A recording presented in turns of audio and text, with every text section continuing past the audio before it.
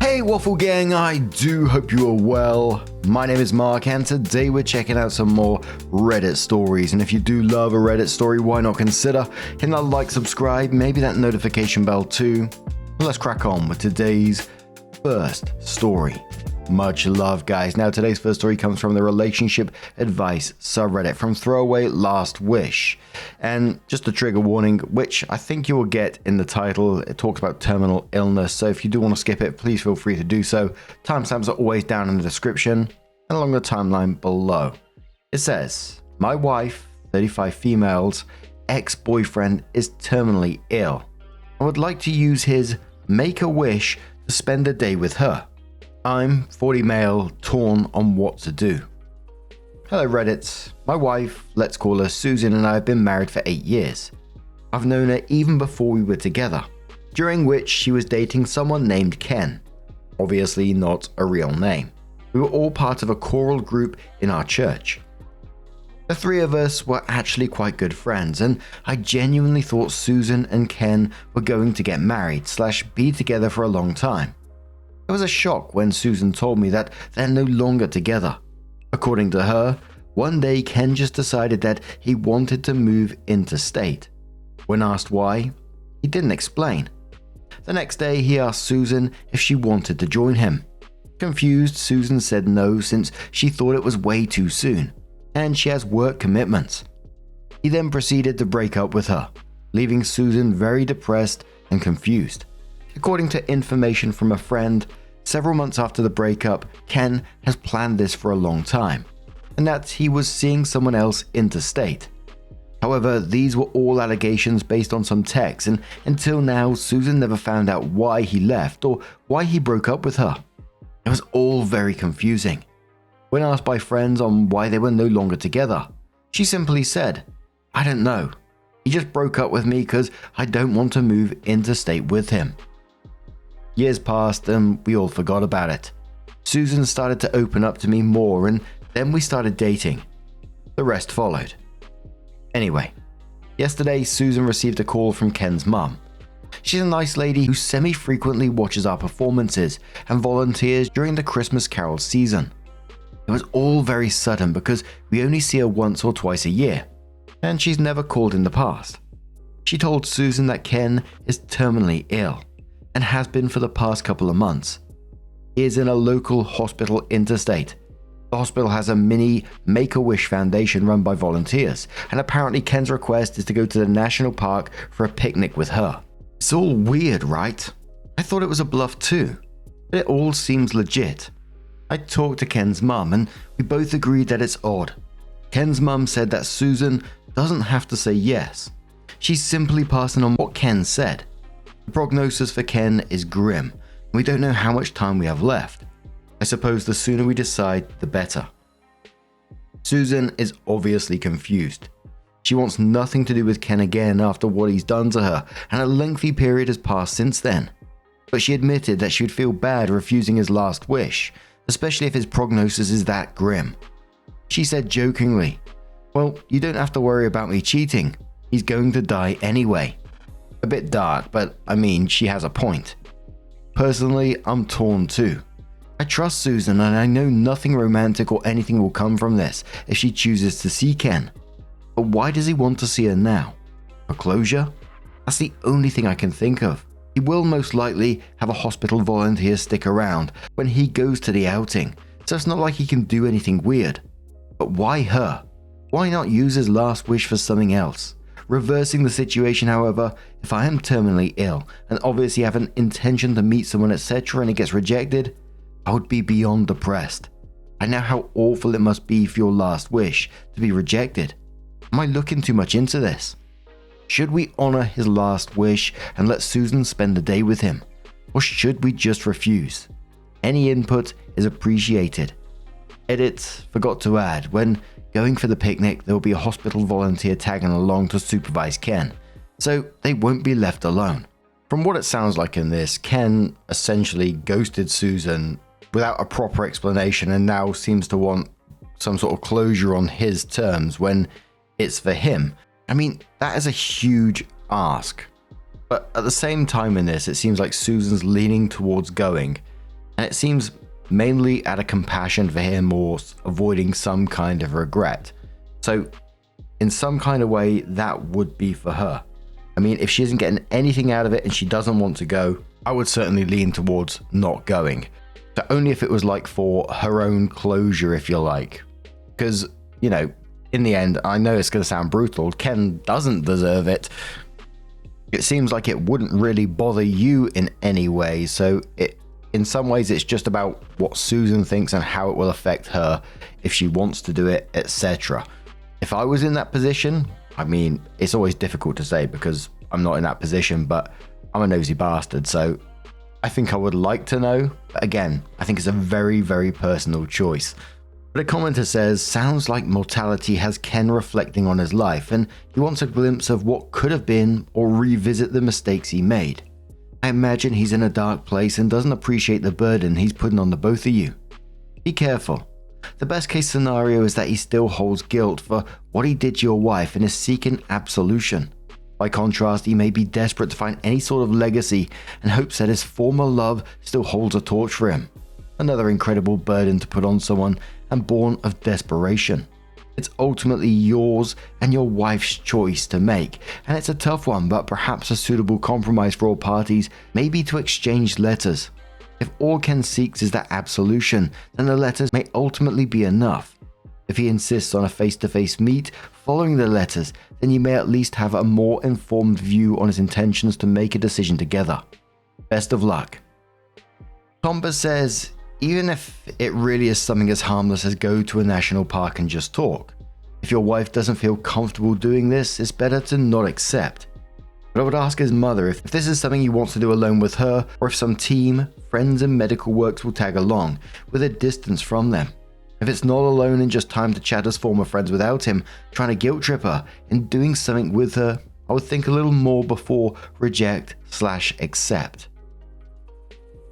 Another commenter says, grown-ups getting a make-a-wish and it gets awkward. There's a reason it's just for minors. Whatever closure Ken wants should have happened when they broke up. I get that your wife wants to be kind, but this situation only has downsides for the both of you.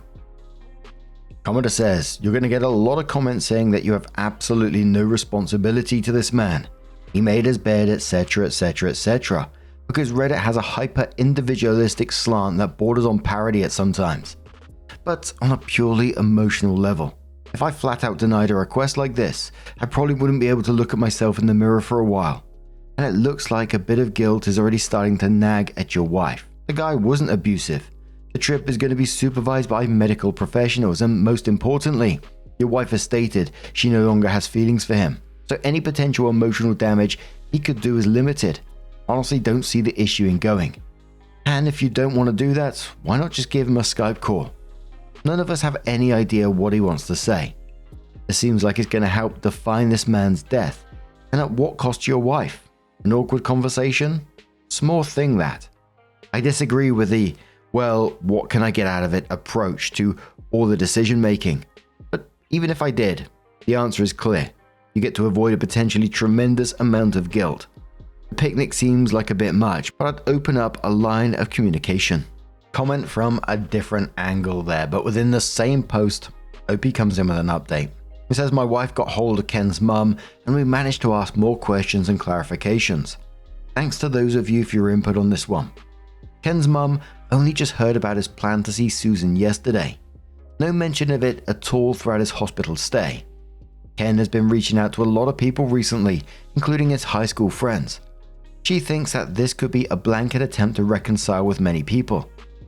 When asked if she remembered anything / if Ken said anything regarding the breakup with Susan, Susan actually asked this question herself. She said that she didn't even know both of them broke up until a couple of weeks after. An interesting thing she said is that Ken has always felt there's nothing much for him to do in the state he was originally from, the state we're in, and that he wanted something different. He may have jumped the gun too quickly, landed a job too soon without consulting Susan. He didn't, and freaked out when realizing Susan was not ready to move. Ken's mum thinks that this is mostly the cause of the breakup, even though Ken has never told her exactly why. They're not very close. Upon hearing this, Susan thinks it makes sense, but she said what he did was still not very nice, because he never told her he was unhappy with their living arrangements at the time. Even though Ken did well in his new job, it was very stressful and he got into weed, alcohol and heavy smoking. Those contribute to his current illness. It has been confirmed a medical volunteer will accompany him if he does choose to go outside hospital grounds. Since Ken is getting more unsteady on his feet, he will most likely be wheelchair bound soon, according to her. When asked why meeting Susan in a park was his idea, Ken's mum simply had no idea. Ken is happy for me to accompany Susan to the park/venue, wherever it may be. He is also fine with us meeting him in the hospital. But there is a strict 2-person a day visiting rule in the place at the moment, so his mum may not be able to look after him if the both of us rock up at the same time. His mum would like to visit him daily to help with daily living and baths. Ken is reluctant with a Skype call or a phone call in general. Ken's mum stated that his speech is quite slurred at this stage and he hasn't been eating and drinking much lately, so his mouth is dry most days, so it's uncomfortable for him to speak. Writing a letter is not something he can do these days due to him being drowsy from medications and sedated. Dictating would be hard too, because see point above. She's been helping him type emails to friends some days. There is a possibility of Ken to be transferred to his mum's home for his end of life if it gets to that stage. Ken's mum reiterates that Susan can decline the offer, and with everything going on in the world, she would understand if she can't make it. But she hopes that she would consider it for her son. With this update and conversation with his mum, we're now more inclined to go instead of not going. Still would like some thoughts on what we may have missed, so I think it covers everything now. We'll be in regular contact with his mum until we know what's going on. Susan and I did a mini risk assessment, and we conclude that this is pretty harmless. She said she still feels apathetic towards him, but would still feel bad if she doesn't go to visit. So she would like to go with me now that Ken and his mum said it's okay for both of us to go. I got to say, with all the information we're getting so far, I think I would agree with him at this point. I think I would probably still disagree with the last commenter. No disrespect towards the commenter, of course, it's their thoughts, but I still don't think you owe him anything, which may seem harsh, but if it's negative towards OP's wife, then I would still say not to go, but it seems like it might benefit almost everyone involved in this situation at this moment in time. But another update comes in saying, thank you Reddit for all your input. Susan and I got back from doing shopping and chores, and we had some more talks about this. We actually reached out to a couple of our friends in the choral group, and one of them actually knew Ken's been unwell. Just didn't know that he's been that unwell. No one really talks about Ken in our group because Susan and I are still there. The fact that he's this unwell has been kept under wraps quite tightly. Susan said it seems like she has the power to make Ken's end of life a bit easier, so she would like to visit him, along with me, and listen to what he has to say, if any, and that's the end of it. We don't know what the logistics will be / when this will happen, since obviously it requires a lot of planning from Ken's family as well and himself. But I will post an update once we all meet him, since there seems to be a lot of interest in this. We've texted our choral group members to perhaps visit him together when the time is right and restrictions are lifted, and they were all keen to send him off with one last song, The Irish Blessing. We'll be reading through the comments and replying the best we could. For those of you saying Make-A-Wish Foundation is for kids, we know this. This is the hospital's version of it, run completely by volunteers. It is only available in their end-of-life care facilities. I'm sure there is a proper name for this, and Ken's mum said Make-A-Wish because it explains what they do simply. Why at the park?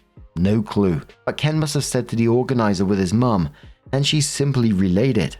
With him being that sick, I'm sure he didn't care much about location, as signified by his willingness for change of venue, and for me to join into. And why did we decide to post this on Reddit? Well, because it's simply a very, very weird occurrence. It was a joke actually. Susan said, lol, why not post this on Relationship-Advice and see what kind of interesting perspectives we get?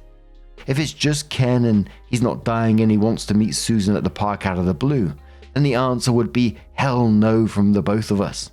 But the fact that he's been reaching out to others, after revelation with his mum of course, and unwell, makes it a bit more complicated.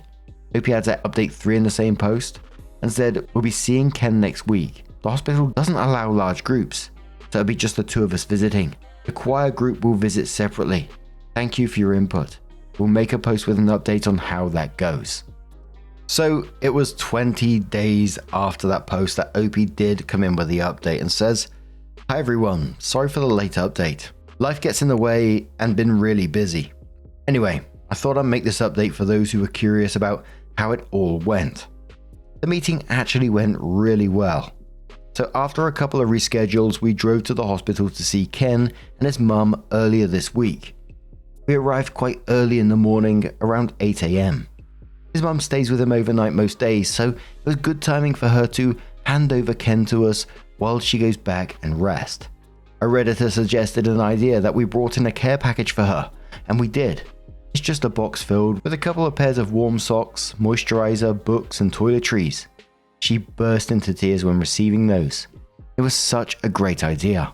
Anyway, so firstly we came in together, my wife and myself, and we did a small catch up. It was a slow process since Ken couldn't easily speak too long in one go, if I make sense, so it had to be broken up in sections. I asked him if he would like some time alone with Susan, and he said yes. So I left the both of them alone and went out for a walk / do a bit of remote work on my laptop. I just told her to text me if she needs anything. So I left Susan and Ken for a couple of hours before Susan texted me that I can come back up. Anyway, during this time, basically Susan asked, what happened to Ken?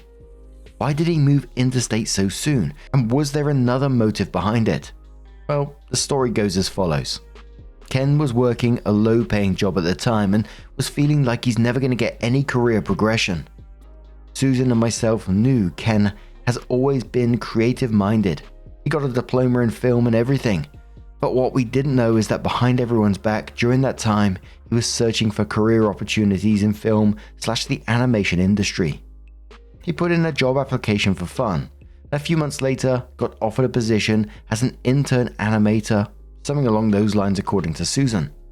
He was stoked, but he didn't expect that he would actually get the job.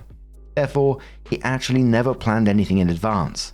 The job required him to move interstate ASAP, and Ken felt pressured to say yes, since he's applied to other similar jobs in the past but got rejected.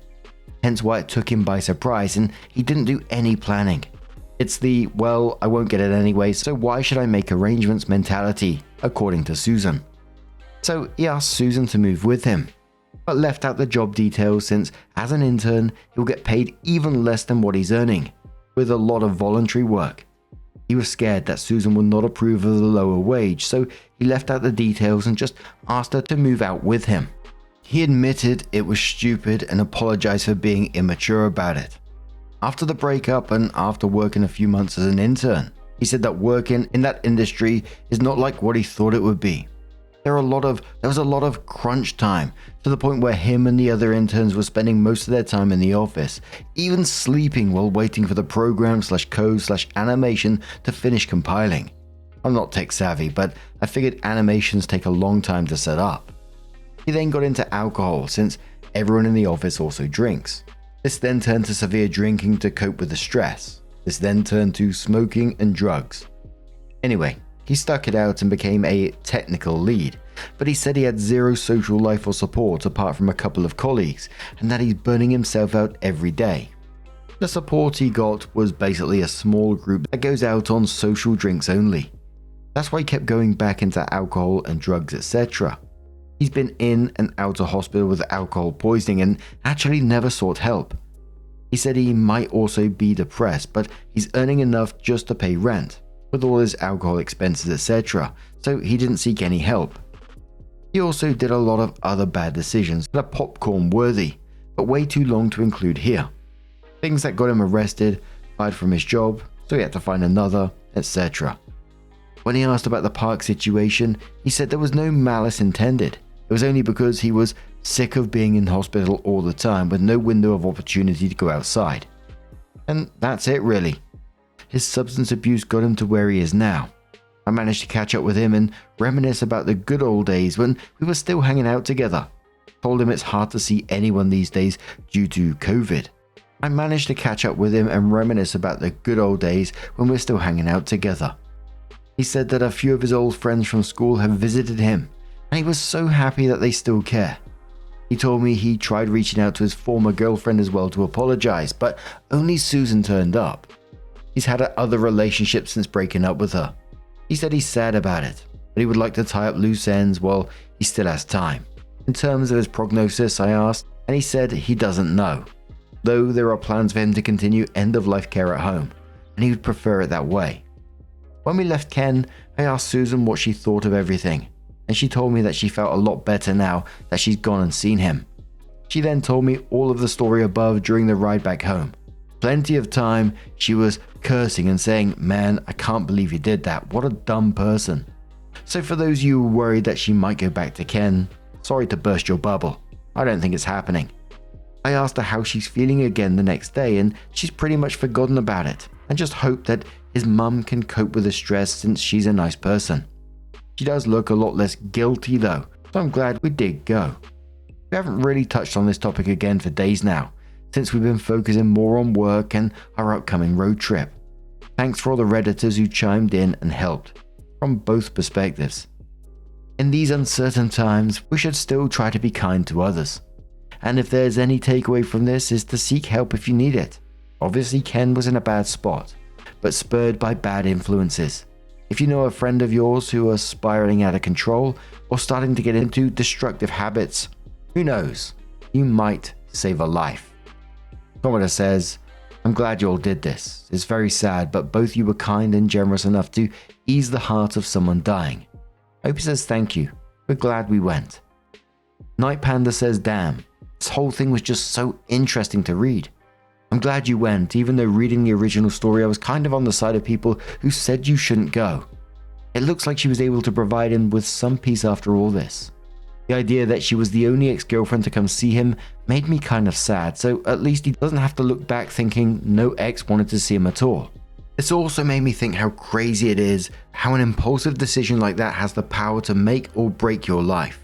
Like there are probably plenty of people out there who would just say, so it all started when I took this job, dropped everything and moved out here, and it was the best decision I ever made. But in Ken's story, it's literally the worst decision he could have made. It reminds me how fickle life can be." Opie says, "Checking in for the last time and answering as many questions as we can at the moment. It is one of those cases where it didn't work out, even though he made some questionable decisions, most of them in haste and without care of Susan's feelings. I still feel that in the end, he did the right thing by trying to reach out to people to make amends.